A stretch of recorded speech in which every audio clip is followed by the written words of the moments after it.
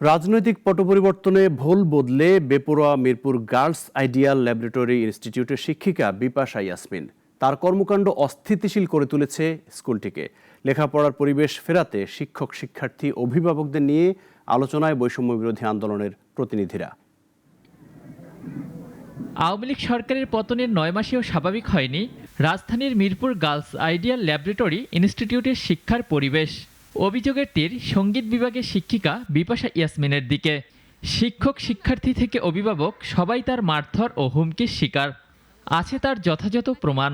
এই যে যারা সিগনেচার দিচ্ছেন না, এরপরে বুঝে নিয়েন। বিপাশা ম্যামের পক্ষের শিক্ষার্থীরা হঠাৎ করে উত্তেজিত হয়ে পড়ে আর আমাদের সিনিয়র শিক্ষকদের গায়ে হাত তোলে। আমাদের একজন স্কুলের শিক্ষার্থী সম্পর্কে খুব বাজেভাবে সোশ্যাল মিডিয়ায় উনি কুরুচিপূর্ণ মন্তব্য করেন।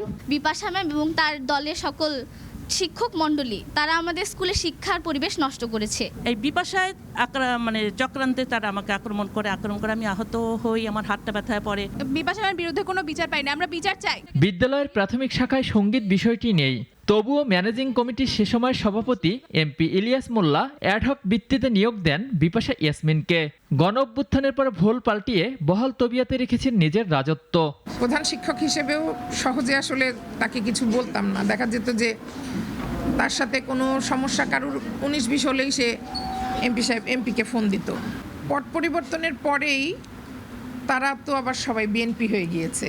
দীর্ঘদিনের সমস্যা নিরসন ও শিক্ষার সুষ্ঠু পরিবেশ ফেরাতে শিক্ষার্থী, অভিভাবক, শিক্ষক ও কর্মচারীদের সাথে আলোচনায় বৈষম্য বিরোধী আন্দোলনের প্রতিনিধি দল।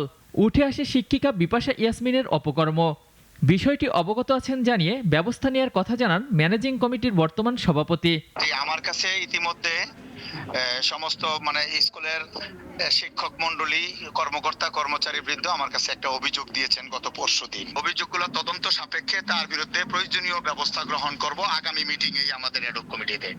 তবে বিদ্যালয়টি শিক্ষার পরিবেশ ফেরাতে যথাযথ পদক্ষেপ গ্রহণের আশ্বাস দেন বৈষম্য বিরোধী আন্দোলনের জনসংযোগ সেলের প্রধান। আপনাদের একটা সুবিচার আপনারা যা দাবি করতেছেন পাবেন, এটুকু আশ্বাস আপনাদের দিচ্ছি।